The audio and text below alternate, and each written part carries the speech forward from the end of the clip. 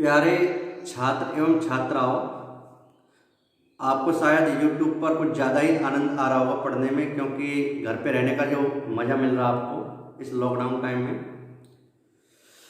चलो अच्छी बात है, घर पर रहने का मज़ा लो अपना, और पढ़ाई पर भी ज़रूर ध्यान दो, क्योंकि आईआईटी का सिलेबस काफ़ी बड़ा है और आपको वही टाइम देना पड़ेगा जो आप देते आ रहे हो पहले से ही।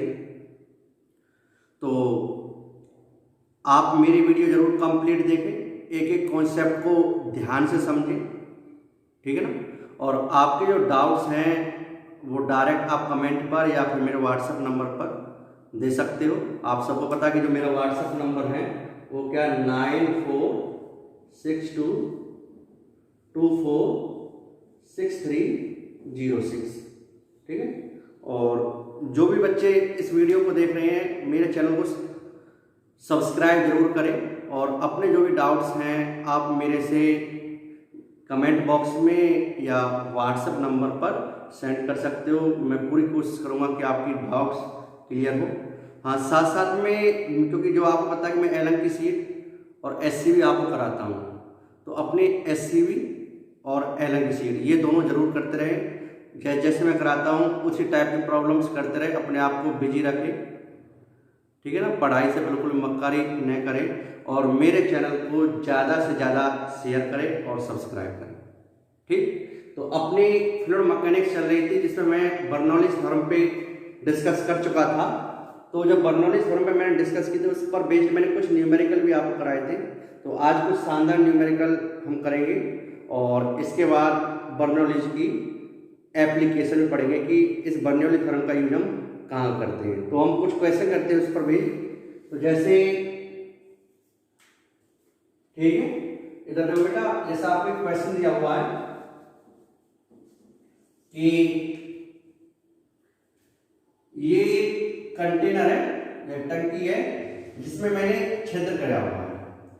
शुरू में इसका जो वाटर लेवल है उसकी हाइट कितनी है आपकी h है। मैंने यहां पर छिद्र किया, तो अब इस छिद्र से क्या हुआ, पानी बाहर निकलेगा, ठीक है। ये खाली हो जाएगी।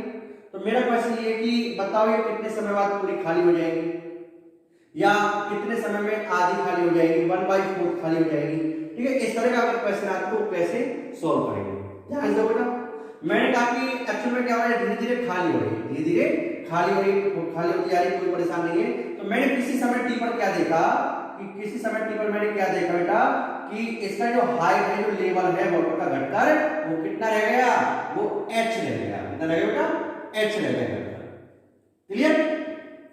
अब ये घट के लेवल h रह गया, तो ये मैंने कब देखा, मैंने कहा किसी टाइम t पर, किसी समय t पर मैंने देखा कि इसका लेवल कितना हो गया, घटकर h रह गया।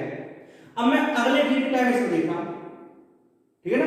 तो मैंने जस्ट अगले t के टाइम में क्या देखा, ध्यान से, कि इसका लेवल घटकर कितना कम हो गया, इसका लेवल घट के dh लेवल कम हो गया, ठीक है। ये dh क्या हो गया, कम हो गया। हाँ बेटा, वाटर लेवल घटकर डी के टाइम में वाटर लेवल कितना घट गया, dh घट गया, मैंने ये बोला। तो मैंने कहा कि इतना वॉल्यूम लिक्विड क्या हो गया, इससे बाहर निकल गया। तो इसका मतलब क्या है कि जितना वॉल्यूम इसका कम हुआ डी के टाइम में, उतना इससे बाहर निकला। बोलो निकला हो नहीं निकला हो। तो बेटा अगर आप यहां से देखो कि h टी टाइम पर इसकी वेलोसिटी क्या थी, टी टाइम पे इसकी वेलोसिटी क्या, आप टॉर्सली थ्योरम बता सकते हो। अब मेरा फ्री सरफेस क्या टी टाइम पे, कितनी हाइट है इसकी, यहां से h, कितनी हाइट है यहां से h। तो ये कितनी होगी बेटा आपकी √2gh। क्लियर। ये वेलोसिटी से लिक्विड क्या हुआ, इस वेलोसिटी से लिक्विड यहां से बाहर निकलेगा। अब क्योंकि अपना टाइम बहुत छोटा है, क्योंकि ये जो चर्चा कर रहा हूं मैं कब कर रहा हूं, डीएच लेवल कितने सेकंड टाइम में घटा है, टी प्लस डी के टाइम पर है। तो मेरा ये टाइम क्या बहुत छोटा है, तो इतने टाइम के लिए इस वेलोसिटी को मैं क्या मान सकता हूं, कांस्टेंट मान सकता हूं। मान सकता है, मान सकता। तो यहां से कितने आयतन पानी बाहर निकला, जितना आयतन ये होगा, ठीक है। तो जितना आयतन ये होगा उतने आयतन पानी क्या हो गया, बाहर निकल गया, ठीक है। इसमें से हाँ जी, तो इतना आयतन पानी यहां से घट गए, तो जितना आयतन ये, तो अब देखो कितना हो गई, अभी देखो डी के टाइम में ये वाली डिस्टेंस कितना मूव करेगा, वीडी। तो यहां से मैं कह सकता हूं कि कितना वॉल्यूम घटा इसका, ADH, ठीक है। और यहां से कितना वॉल्यूम बाहर निकला, ठीक है। इसका area cross section A into area cross section into length, तो लेंथ कितनी होगी इसकी V इनटू dt, V कितना आपका √2GH इनटू dt। क्लियर बोलो ध्यान। अब बेटा देखो यहां पर ये DH ये घट रही है, ये टर्म क्या होगी नेगेटिव, क्योंकि H final minus H initial क्या है, ठीक है। H फाइनल कम है, H इनिशियल ज्यादा, तो ये DH क्या होगा नेगेटिव, तो यहां पे मैं नेगेटिव लगा दूंगा। क्लियर, पॉजिटिव करने के लिए। तो यहां से मुझे dt निकालना है, तो यहां से आपको क्या आ गया DH अपॉन √2GH इक्वल हो गया minus A upon capital A into dt। Clear. तो यहां से अगर मैं मुझे dt निकाला तो dt इक्वल टू क्या लिख सकता हूं minus capital A divide by small a dH upon √2GH बोलो लिख सकता हूं। तो यहां से बेटा आपका, तो अगर मुझे टोटल टाइम निकालना है, ये तो स्मॉल टाइम, तो टोटल टाइम निकालने क्या करूंगा, इसे खाली होने इंटीग्रेशन में छोटे बड़ा निकालने के लिए, तो integration of dt equal to क्या हुआ integration of minus capital A small a dH upon √2GH। अब देखो समय शून्य पर अगर हम बात करें, तो समय शून्य पर, समय जब TL अपना 0 है, तो उस समय इस वाटर लेवल का हाइट कितना है कैपिटल H, और मैं ग्राफ ये कितने समय बाद, ठीक है, और समय t पर ये खाली होगा, तो खाली होगा इसका हाइट कितना हो गया 0। तो आप बस इंटीग्रेशन और डिफरेंशिएशन क्या होगा t, ठीक है, t minus t minus capital A small a आपका बाहर आ जाएगा, साथ में 1 अपॉन √2g भी आप बाहर ले लो, और यहां पे क्या रहेगा integration of dH upon √h और लिमिट 0 कैपिटल S से 0। क्लियर। अब इसका इंटीग्रेशन करना है, तो बेटा आप बताइए h की पावर -1/2 है, जैसे क्या होगा h की पावर 1 ऐड कर दें 1/2 डिवाइड बाय 1/2 कितना हो गया 2√h, ठीक है। इसका इंटीग्रेशन है, तो यहां से t इक्वल टू कितना हो गया minus capital A divide by small a into 1/√2g, और इसका इंटीग्रेशन क्या है यहां पे 2√2 है, हाँ ये 2√h और लिमिट कैपिटल S से 0। तो t इक्वल टू आप कितना बेटा minus capital A divide by a, और ये 2 बाहर निकालो 2 अपॉन √2g, और यहां पे क्या होगा √h रह जाएगा, लिमिट कैपिटल S टू 0। तो यहां से आपका मैंने सॉल्व कर रहा हूं, तो t की वैल्यू क्या आ गई, t इक्वल टू कितना आ गया आपका माइनस कैपिटल A, तो ये √ या इसका लो हाँ minus capital A divide by a 2 upon √2g, और ये क्या आ गया √h माइनस के 0। तो देखो √y ले लेते हैं, तो ये कितना आ गया minus capital A small a, और यहाँ पे इसको अंदर ले आएंगे क्या हो जाएगा 4 √4h अपॉन 2g। तो t की माइनस क्या हो जाएगा, सॉरी ये 0 माइनस √h होगा, है ना, तो 0 माइनस 0 माइनस √h होगा, तो माइनस क्या हो जाएगा प्लस, तो आपका t कितना आ गया capital A divide by small a into, ठीक है, √2h अपॉन g, ठीक है। ये होगा टोटल टाइम ऑफ इसको खाली में। अगर आपसे पूछता है ये आधा हो जाए, तो आप क्या करते हैं s से h बाई 1/4 हो जाए, s से 3h/4 1/4h खाली हो जाए तो 3h/4 है ना। तो ये आप जो भी आपसे पूछे इस तरह से आप ये क्वेश्चन सॉल्व कर सकते हो। अब देखो जस्ट इसका यहाँ पे तो हम खाली करा रहे हैं, यहाँ पे हम भर रहे हैं, तो जस्ट इसका एक अपोजिट क्वेश्चन मैं ले लेता हूं। इधर देखो आप बेटा, यहाँ पे क्या वही एक कंटेनर है जो बिल्कुल खाली है, ठीक है ना। इस कंटेनर से, इस कंटेनर में, इस पात्र में वाटर आ रहा है, ठीक है, और कितना वाटर आ रहा है x मीटर क्यूब वाटर आ रहा है, कितने टाइम में 1 सेकंड में। ये आपको दिया हुआ है कि x मीटर क्यूब पानी इसमें 1 सेकंड में आ रहा है। इसका area of cross section small a, इसका area of cross section capital A। तो मेरा क्वेश्चन ये है कि कितने समय बाद या किसी समय t पर इस वाटर हाइट का लेवल क्या होगा, ठीक है। मुझे किसी टाइम t पर वाटर लेवल की हाइट कैलकुलेट करनी है। क्लियर बेटा। अब देखो जस्ट इसका अपोजिट तो है, अब वही, अब मैंने क्या देखा, मैंने किसी समय t पर देखा कि इसकी जो वाटर लेवल की जो हाइट है वो क्या हो गई, वाटर लेवल की हाइट h हो गई। मैंने किसी समय t पर देखा, क्या देखा बेटा कि इसमें पानी कितना रह गया h स्मॉल h, इस वाटर लेवल की हाइट हो गई। क्लियर। तो ये मैंने कब देखा, ये मैंने देखा कब, टी टाइम पर, टी समय पर वाटर लेवल की हाइट कितनी हो गई, टी हो गई। अब मैंने अगले डी टाइम में क्या देखा कि अगले डी टाइम में मैंने क्या देखा कि अब मैंने कि इस वाटर लेवल की हाइट कितनी बढ़ गई, डीएच बढ़ गई। मैंने अगले डी टाइम में देखता रहा तो मैंने क्या देखा कि टी प्लस dt टाइम पर इस वाटर लेवल की हाइट में कितना इंक्रीमेंट हो गया, dh, हाइट कितनी बढ़ी इसकी, dh। तो इसका मतलब इतना वॉल, अब देखो एक्चुअली में यहां पर एक साथ दो प्रक्रिया में पानी आ भी रहा है और जा भी रहा है। तो इसका मतलब dt टाइम में अगर मैं यहां पर ध्यान से कहूं तो मैं क्या बोलूंगा कि भाई dt टाइम में कितना पानी आया, x, एक सेकंड में कितना आ रहा है, x मीटर क्यूब। तो मेरे कैलकुलेशन dt टाइम की होगी, पहले मैं dt टाइम के लिए सॉल्व कर रहा हूं। तो dt टाइम में कितना पानी आया, x dt, भाई एक सेकंड में x मीटर क्यूब आता है, dt टाइम में कितना आएगा, x dt। इतना पानी एक सेकंड में यहां पर अंदर आया। अब एक सेकंड में गया कितना, बाहर कितना निकल गया, ये देखो माइनस कितना, माइनस कितना निकला, area cross section dt time में मिलेगा। तो इस समय पर जब इसकी हाइट लेवल h है तो इसकी वेलोसिटी क्या होगी, √2g, ये आपको पता ही। अब क्योंकि dt टाइम के लिए वेलोसिटी क्या मान सकते हैं, कांस्टेंट, तो dt टाइम में कितनी लेंथ मूव करेगा, v to dt। तो इसका टोटल वॉल्यूम कितना हो गया, a √2h into dt। इतना पानी इससे बाहर निकल गया, इतना पानी आया dt टाइम में, इतना बाहर निकल गया और रह कितना गया, ये वाला। तो ये वाला कितना हुआ, adh, ये टर्म यहां पर पॉजिटिव क्योंकि हाइट बढ़ गई। क्लियर बेटा, क्या किया मैंने, dt टाइम में इतना पानी आया, dt टाइम में इतना पानी निकल गया तो रह कितना गया, ठीक है, और इतना मुझे पता है इसका लेवल इतना बढ़ेगा तो ये वाला रहेगा, तो ये कितना हुआ, adh, इतना पानी रह गया। क्लियर। अब क्या होगा, अब बस सॉल्व कर दो, dt को बाहर निकालो, dt x minus a √2gh equal to क्या हो, कैपिटल A इंटू dh।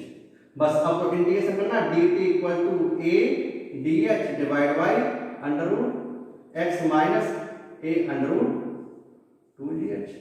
तो छोटे बड़ा करने के लिए क्या करेंगे, तो किसी समय t पर निकालने के लिए समय शून्य पर, ठीक है, किसी समय शून्य पर हाइट लेवल कितना, 0, ठीक है, और किसी समय t पर का हाइट लेवल कितना, h। तो आप इसे सॉल्व करेंगे, जो भी कैपिटल h जो भी लेना, ठीक है, और सॉल्व करेंगे उसको इंटीग्रेट करके आपका आंसर आ जाएगा। ठीक है, तो मैथमेटिक्स से ये आपको सॉल्व करके देखना पड़ेगा। अब चलो जी, इसमें आपसे ये भी पूछ सकते हैं, इसी क्वेश्चन के अंदर आपसे ये पूछ सकते हैं कि भाई ये बताओ कि ये वाटर कितनी मैक्सिमम हाइट तक, वाटर का लेवल मैक्सिमम कितनी हाइट तक हो सकता है, इसमें थोड़ा सोचो, आप इसे पॉज करो, थोड़ा सोचो और फिर आंसर देखो। भाई एक चीज देखो कि इसकी एक्चुअल में यहां पे क्या हो रहा है कि यहां पर पानी आ भी रहा और जा भी रहा है। तो जब तक आने वाला पानी ज्यादा होगा जाने वाले पानी से, तब तक हाइट बढ़ेगी। ठीक है, अब ये चीज देखो, इस वेलोसिटी की जो वैल्यू है वो वेरिएबल है, क्योंकि जैसे जैसे h की वैल्यू बढ़ेगी, जैसे जैसे h की वैल्यू बढ़ेगी ये वेलोसिटी बढ़ेगी, और ये वेलोसिटी बढ़ेगी तो एक सेकंड में निकलने वाली जो पानी है उसका वॉल्यूम भी क्या होगा, बढ़ेगा। ठीक है, तो एक्चुअली में क्या हो रहा है, जैसे जैसे इसका हाइट का लेवल बढ़ता हुआ जा रहा है, इसके इस क्षेत्र से पानी के बाहर आने का रेट भी क्या होता जा रहा है, बढ़ता हुआ जा रहा है। ठीक है ना, तो कब तक पानी इसके अंदर आता रहेगा, कब तक इसका लेवल बढ़ता रहेगा, जब तक आने वाला पानी और जाने वाले पानी दोनों का वॉल्यूम क्या हो, सेम नहीं रहेगा। जैसे ही आने वाले पानी की वैल्यू और जाने वाले पानी की वैल्यू क्या हो गई, सेम हो गई, तो उसके बाद जितना आ रहा उतना जा रहा, उसके बाद इसका लेवल नहीं बढ़ पाएगा, वो कांस्टेंट हो जाएगा। तो अगर हमसे पूछे कि मैक्सिमम हाइट कितनी हो सकती है इसमें, तो हम कहेंगे आने वाला पानी और जाने वाला पानी क्या बराबर। क्लियर। तो अब जब बेटा इसमें अगर मैं आप लोगों की dt टाइम में, किसी टाइम dt में कितना पानी आ रहा है, x, भाई एक सेकंड में कितना आ रहा है x, तो किसी समय dt पर अगर कितना पानी आ रहा है x dt, तो जाना भी चाहिए, तो कितना जाना चाहिए उस dt टाइम में, इतना जाना चाहिए। तो किसी समय dt पर क्या होगी, √2gh into dt, और यहाँ पे ठीक है इतना वॉल्यूम, वही इसका ये है। तो आने वाले पानी का आयतन कितना है, एक सेकंड में आ रहा है x मीटर क्यूब, तो जाने वाला कितना होना चाहिए x मीटर क्यूब, बट जाने वाला पानी का आयतन कितना हुआ, यहाँ से इसका एरिया क्रॉस ए, इसकी लेंथ कितनी होगी v × dt, v कितना पहिए डी। तो अगर ये दोनों वैल्यू बराबर है, dt टाइम में जितना पानी आ रहा है उतना ये जा रहा है, तो क्या होगा बेटा, अब हाइट कांस्टेंट हो जाएगी। बोलोगे नहीं हम? तो यहां से आप dt से dt कैंसिल, तो x इक्वल टू कितना आ गया a√2gh, तो और आप h मैक्सिमम क्या होगी x² equal to a² 2gh, तो h मैक्सिमम हाइट लेवल कितना हो सकता है इसका x² 2gh²। बोलो आया नहीं? तो मैक्सिमम इतनी हाइट लेवल ये अचीव कर सकता है, इससे ज्यादा हाइट लेवल ये अचीव नहीं कर सकता। इस चीज का ध्यान रखना, ठीक है। सारा कुछ मैंने पढ़ाया, नोट करो अच्छे तरीके से। हाँ जी, हम बर्नौलीज थ्योरम की एप्लीकेशन पढ़ते हैं। चलो मैं पढ़ता हूँ, एप्लीकेशन ही रहेगी एक तरीके से। चलो तो पहली एप्लीकेशन जो हम बर्नौलीज थ्योरम की जो मैंने लिखी हुई है वो आपको वेंचुरीमीटर, ठीक है ना। अब वेंचुरीमीटर क्या बेटा, एक्चुअली में ऐसे समझो कि एक ऐसा डिवाइस है जिसका यूज हम, जो लिक्विड इसमें फ्लो हो रहा है वो कितनी वेलोसिटी से फ्लो हो रहा है उसकी वेलोसिटी कैलकुलेट करने के लिए करते हैं, rate of flow of liquid, ठीक है। इसमें जो लिक्विड फ्लो हो रहा है वो लिक्विड कितनी वेलोसिटी से फ्लो हो रहा है, तो उस लिक्विड फ्लो की वेलोसिटी का पता करने के लिए हम जिस डिवाइस का यूज करते हैं उस डिवाइस का नाम क्या आपका वेंचुरीमीटर। तो वेंचुरीमीटर क्या करेगा, लिक्विड फ्लो की वेलोसिटी कैलकुलेट करेगा कि इसमें से पानी से, मान लीजिए पानी है तो पानी कितनी वेलोसिटी से फ्लो कर रहा है, तो इस चीज का पता लगाने के लिए हम क्या करेंगे वेंचुरीमीटर, ठीक है। जैसे आपको डायग्राम दिया हुआ है, इसमें क्या एक पाइप है जिसमें से मान लीजिए वाटर फ्लो कर रहा है। अब देखो ठीक है ना, यहां पर ये पाइप कुछ इस तरीके से, बेटा ध्यान रखना, कुछ इस तरीके से, ऐसे ऐसे फिर ऐसे और फिर ऐसे, ठीक है ना। तो आप जैसे यहां पर अगर ऐसे कंफ्यूज मत होना कि जैसे मैंने आपको एक ट्यूब ये लगाई है, एक ट्यूब ये लगाई है, तो इस ट्यूब की हाइट अलग है, इस ट्यूब की हाइट, ये गलत है, ऐसा नहीं है। जो कभी ये 3 डायमेंशनल है, अगर आप जान सकते हैं कैसे डायग्राम 3 डायमेंशनल। एक्चुअल में क्या है कि ये और ये सेम लेवल पर है, ये वाली ट्यूब और ये वाली ट्यूब सेम लेवल पर है, सेम हाइट पर है। एक्चुअली देखो कैसे है, ध्यान दो ना, ये 3 डायमेंशनल ऐसे ऐसे, मोटाई वही है, ठीक है ना, ये ऊपर वाली मोटाई वही है, जहां पे ट्यूब लगी हुई है ऐसे, एक ट्यूब ऐसे, एक ट्यूब ऐसे, बट ये एक्चुअली है कैसे, ऐसे, और बीच में थोड़ा पतला और ऊंचाई वही है, और फिर ऐसे, ठीक है, ऐसे ऐसे ऐसे, और लेवल वही है। तो ये दोनों ट्यूब के यहाँ पे सेम हाइट है, ठीक है। तो ये लिक्विड यहाँ पे फ्लो हो रहा है, इसे इनलेट बोलते हैं और इसे आउटलेट, और ये आपका थ्रोट, बीच वाला पोर्शन। तो मुझे इसकी वेलोसिटी कैलकुलेट करनी है, तो यहाँ पर इसकी वेलोसिटी कैसे कैलकुलेट करेंगे कि भाई मैंने कहा ये मेरा सेक्शन 1 है, ठीक है, ये मैं कह रहा हूँ ये सेक्शन 1 है, ठीक है, और ये मेरा सेक्शन 2 है। तो मैं सेक्शन 1 और सेक्शन 2 पे क्या करूंगा, बर्नौलीज थ्योरम लगाऊंगा, और बर्नौलीज थ्योरम की हेल्प से यहाँ पर मैं वेलोसिटी कैलकुलेट करूंगा। तो देखो कैसे करते हैं। अब बेटा एक चीज देखो, यहाँ पे लिक्विड का कुछ प्रेशर हो, तो इस लिक्विड का ये प्रेशर कितना है इस पॉइंट पर, तो इस चीज को मेजर करने के लिए यहाँ पर कि इस जगह लिक्विड का कितना प्रेशर, मैंने क्या किया, यहाँ पे मैनोमीटर वाली ट्यूब लगाया। जब मैं यहाँ पे ट्यूब लगाऊंगा तो इस ट्यूब में क्या होगा, इस क्योंकि यहाँ ऊपर क्या एटमॉस्फेयर प्रेशर, इधर लिक्विड का प्रेशर, इधर प्रेशर क्या कह रहा हूँ हाई है, इधर प्रेशर क्या कम है, तो क्या होगा ये वाटर लेवल क्या हो जाएगा, प्रेशर डिफरेंस का वाटर लेवल ऊपर की ओर चला जाएगा, ठीक। और मैंने कहा ये वाटर लेवल कितने हाइट तक चला गया, ये चला गया आपका h1 हाइट तक, ठीक है। तो अगर कोई कहे कि यहाँ पे कितना प्रेशर P0, तो यहाँ पे कितना होगा P0 प्लस ρg h1, तो P1 की वैल्यू कितनी होगी 0.1 पे P0 प्लस ρg h1, ठीक है। इस तरह यहाँ पर देखो मैं कह रहा हूँ यहाँ पे कोई प्रेशर P2 है और यहाँ पे एटमॉस्फेयर प्रेशर है, तो इस प्रेशर P2 का कारण क्या होगा, यहाँ पे लिक्विड क्या होगा, ये वगैरह ऊपर की ओर चला जाएगा, और ये कितने हाइट चला गया, मान लीजिए इसकी हाइट है h2, ये h2 हाइट तक ये लिक्विड यहाँ पर चला गया, ठीक है। तो इन दोनों की हाइट का डिफरेंस है जिसको सामान्यतः h से ही रिप्रेजेंट किया जाता है, तो ये आपकी हो गई इनके वाटर लेवल की हाइट का डिफरेंस कितना हो गया आपका h1 माइनस h2। अब मैं कह रहा हूं कि इस जगह जो एरिया ऑफ क्रॉस सेक्शन है, इस जगह प्रेशर P1 है, area of cross section A1 है, लिक्विड की वेलोसिटी V1 है, इस जगह प्रेशर P2 है, area of cross section A2 है और लिक्विड की वेलोसिटी V2 है। तो बेटा एक यहाँ पे क्या हुआ, इक्वेशन ऑफ कंटिन्यूटी अगर हम लगाए तो according to equation of continuity क्या हुआ, a1 v1 इक्वल टू क्या हुआ, a2 v2 होगा नहीं, ठीक है, ये आपकी इक्वेशन फर्स्ट। दूसरा अगर मैं सिर्फ 1 और 2 पर 1 एंड 2 पर क्या लगा रहा हूं, अप्लाई बर्नौली,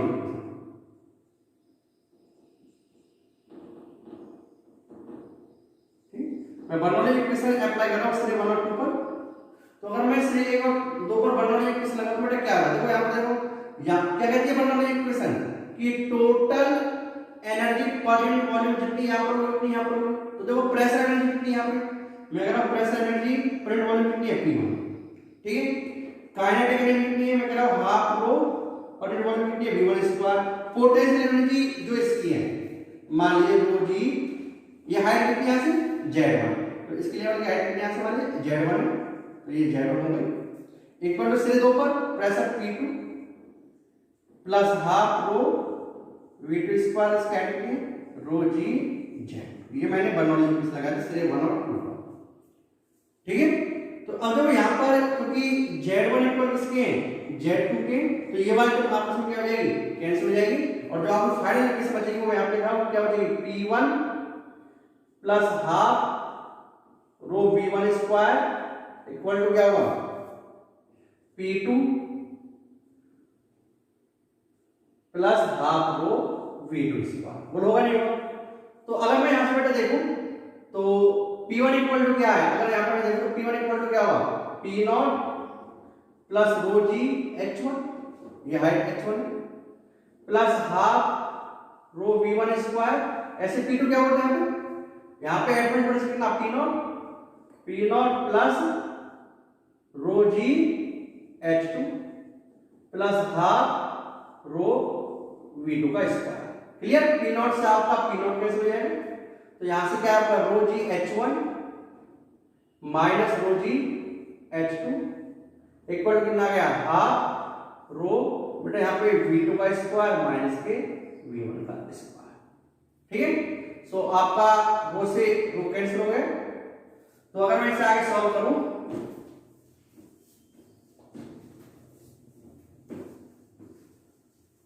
हाँ जी, तो यहां से G कॉमन है आपको, H1 माइनस के H2 इक्वल कितना गया, V2 का स्क्वायर माइनस V1 का स्क्वायर डिवाइड बाय 2, तो 2 बदल ले जाओ 2G। अब देखो H1 माइनस H2 का जो डिफरेंस है वो मैंने कितना कहा यहां पर, H1 माइनस H2 डिफरेंस बोलो बेटा कितना कहा मैंने यहां पर, ठीक है, कितना कहा है, तो H1 माइनस H2 डिफरेंस कितना है यहां पर, H कितना है H, तो यहां पे इसको मैं क्या लिख दिया, H इक्वल है V2 का स्क्वायर माइनस V1 का स्क्वायर, ठीक है, और ये 2 इधर चला गया। तो देखो मुझे निकालनी है V1, ठीक है, तो V1 निकाले तो V1 कैसे निकालूंगा मैं, एज इक्वेशन ऑफ कंटिन्यूटी क्या है आपकी, A1 V1 इक्वल टू क्या, A2 V2, तो V2 को निकालना है, तो V2 को क्या होगा आपकी A1 V1 upon A2, clear.